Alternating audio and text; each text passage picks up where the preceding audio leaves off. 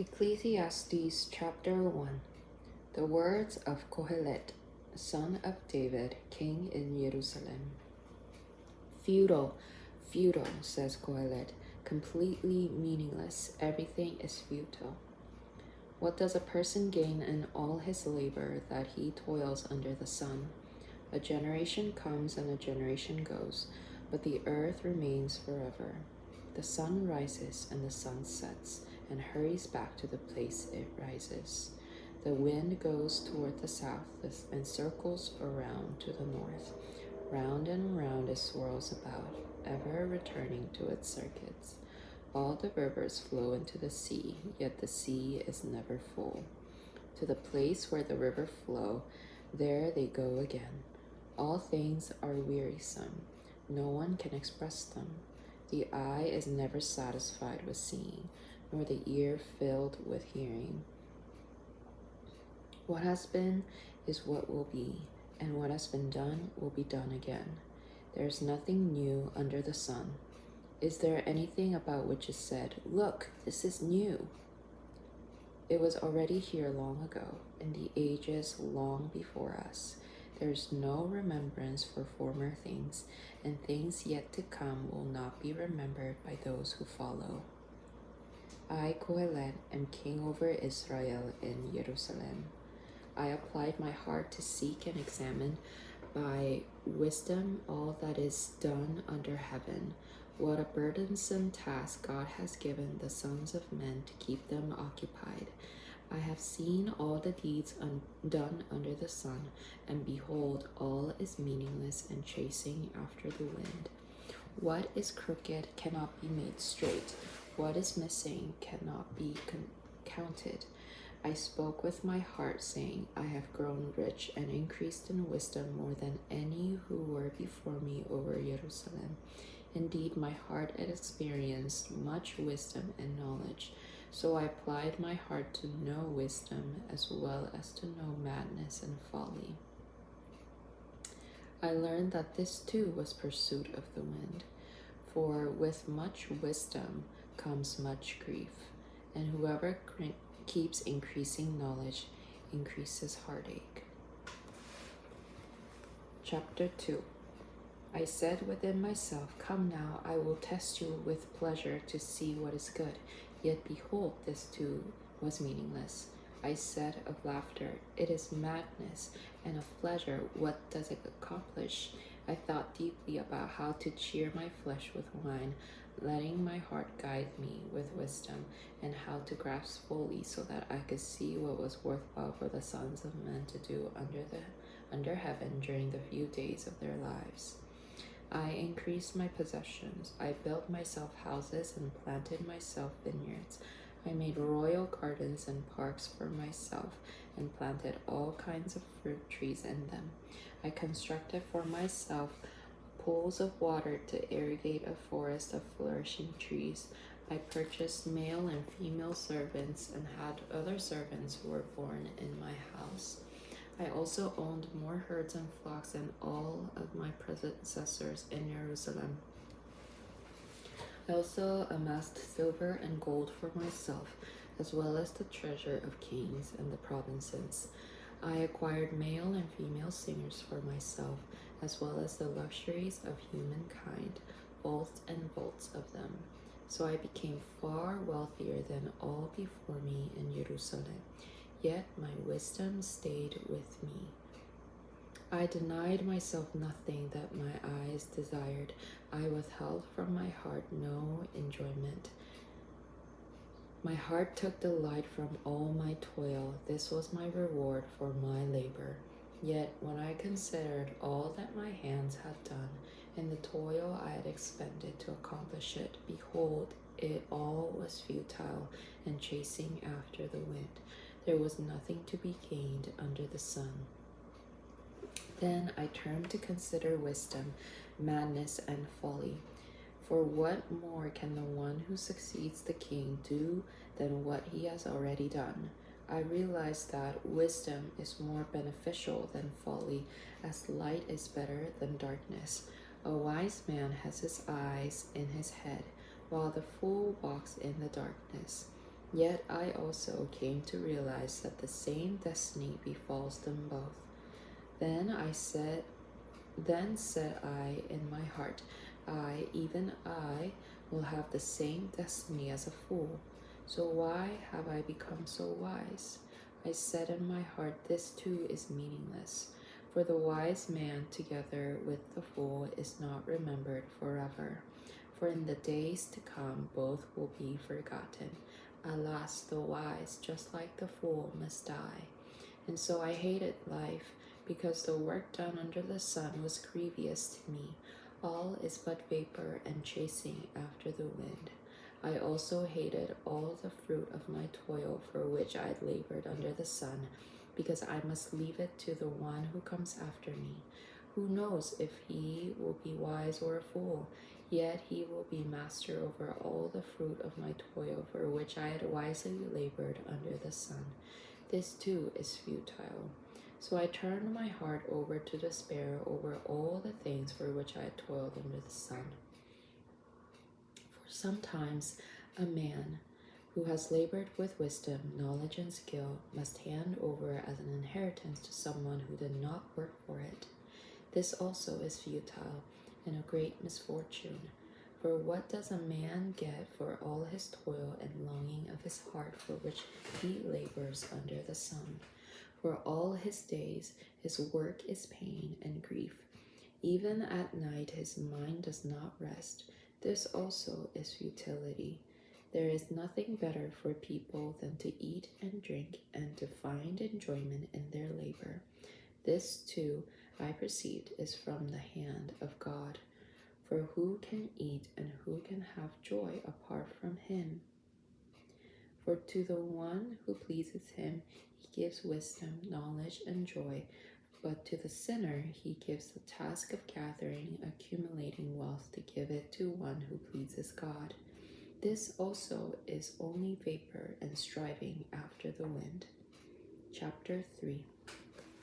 For everything there is a season, and a time for every activity under heaven, a time to give birth and a time to die, a time to plant and a time to uproot what is planted, a time to kill and a time to heal, a time to tear down and a time to build up, and a time to weep and a time to laugh, a time to mourn and a time to dance, a time to scatter stones and a time to gather stones, a time to embrace and a time to refrain from embracing, a time to seek and a time to lose, a time to keep and a time to discard, a time to tear apart, a time to mend, a time to be silent, a time to speak, a time to love and a time to hate, a time to war and a time for peace.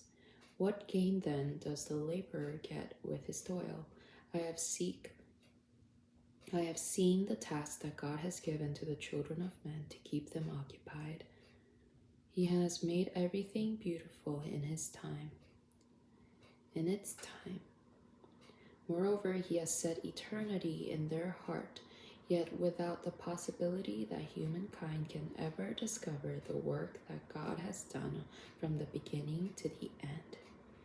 I know that there is nothing better for them than to rejoice and enjoy themselves in their lifetime. I also, when anyone eats and drinks and finds satisfaction in all his labor, it is the gift of God. I know that everything that God does will endure forever. There is no adding to it or taking from it. God has made it so that they will revere him. Whatever exists has already been, and whatever will be has already been. But God recalls what has passed. I have also seen under the sun, in the place of justice there was wickedness, and in the place of righteousness there was wickedness. I said in my heart, the righteous and the wicked God will judge. For there is a time for every activity and for every deed. I also said in my heart, as for the sons of man, God tests them, so that they may see that they are but animals. But the destiny of humankind and the destiny of animals are one and the same. As one dies, so dies the other. Both have the same breath. A human has no advantage over an animal. Both are fleeting. Both go to one place. Both were taken from the dust, and both return to the dust. Who knows that the spirit of the sons of man ascend upward, and the animal spirit descend into the earth? So I perceive that nothing is better than for a man to enjoy his works, because that is his portion. For who can bring him back to see what will be in the future? Chapter 4. Again I looked and saw all the oppressions that are done under the sun, and behold, I saw the tears of the oppressed, but they have no comforter. Power is in the hand of their oppressors, but they have no comforter. So I consider the dead who are already dead more unfortunate than the living who are still alive. Yet better than both is one who has not yet been, who has never seen the evil work that is done under the sun. Then I saw that all toil and all skill that is done come from man's envy of his neighbor. This too is fleeting and striving after the wind. The fool folds his hands together and eats his own flesh. Better is a handful with tranquility than two handfuls of toil and striving after the wind. Again I saw something futile under the sun. There is one who has no one else, neither son nor brother, yet there is no end to all his toil.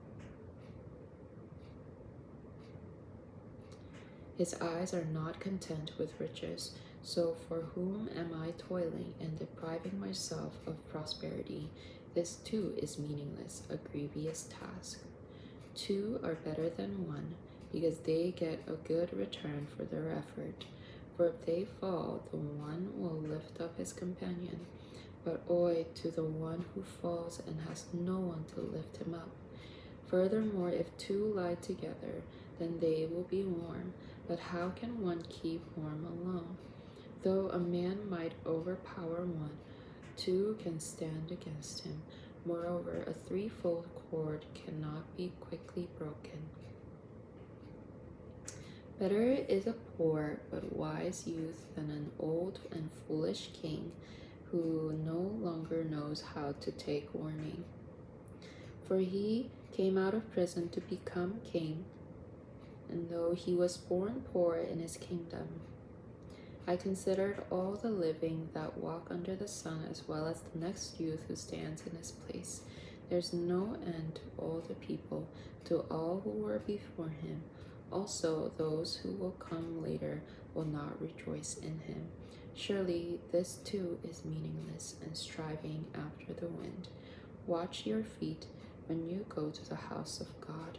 Draw near to listen, rather than to offer the sacrifice of fools, for they do not know that they are doing wrong.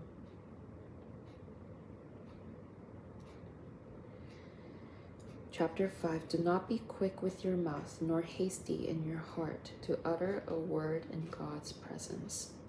For God is in heaven, and you are on earth. Therefore, let your words be few. As a dream comes with excessive burdens, so a fool's voice with too many words. When you swear a vow to God, don't delay in fulfilling it, for he takes no delight in fools. Pay what you vow. It is better for you not to vow than to vow and not pay. Don't let your mouth lead your flesh to sin, and don't say before the messenger, it was a mistake. Why should God be angry at your voice and destroy the work of your hands? Many dreams and many words are meaningless. Therefore, fear God. If you see the oppression of the poor or perversion of justice and righteousness in the province, do not be shocked at the matter, for one authority watches over another authority, and higher ones are over them. Though the profit of the land is taken by all, a king is served by the fields. A lover of money never has enough money, and a lover of wealth is never satisfied with his income. This too is futile. When goods increase, so do those who consume them. So what advantage are they to the owner except he sees it with his eyes? The sleep of the laborer is sweet, whether he eats little or much, but the excess of the rich permits him no sleep. There is a grievous wrong that I have seen under the sun, wealth hoarded by its owner to his own hurt, or wealth lost in a bad investment, and when his father's a son, there is nothing in his hand. As he came from his mother's womb, naked he will return as he came. He takes nothing from his labor that he can carry in his hand. This too is a grievous wrong. Just as he came, so he will go. So what does he gain from his toiling for the wind? So all his days he eats in darkness, and he has much grief, sickness, and humiliation. Behold, this is what I myself have seen. It is beneficial and good for one to eat and drink, and to enjoy all of his toil that he labors under the sun during the few days of his life that God has given him. For this is his reward. Additionally, everyone to whom God has given riches and wealth and empowers him to eat from it, to receive his share and to rejoice in his labor, this is a gift of God. For he will not often consider the days of his life, since God keeps him occupied with the joy of his heart. Chapter 6. There is a misery that I have seen under the sun, and it is heavy upon humanity. God gives a man riches, wealth, and honor, so that he lacks nothing that his heart desires. Yet God does not enable him to eat from it. Instead, a foreigner will eat it. This is fruitless, an agonizing illness. Even if a man should father 100 children and live many years, however many the days of his years may be, yet his soil is never satisfied with his prosperity, and he does not have a proper burial.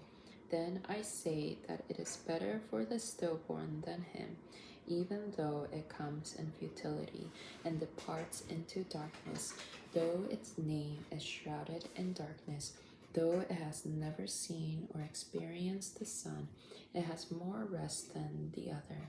Even if the other man were to live 1,000 years twice and never enjoy good things, do not all go to the same place? All a man's labor is for his mouth, yet his appetite is not satisfied. So what advantage has the wise over the fool? What does the pauper gain by knowing how to walk before the living? Better is what the eye sees than the pursuit of the soul's desires. This too is fleeting and striving after the wind. Whatever exists has already been named, and has been made known what humanity is, but man cannot contend with the one who is mightier than he. When there are many words, futility increases. How does that benefit anyone? For who knows what is good for one during his life, during the few days of his fleeting life that pass like a shadow? For who can tell a person what happens after him under the sun?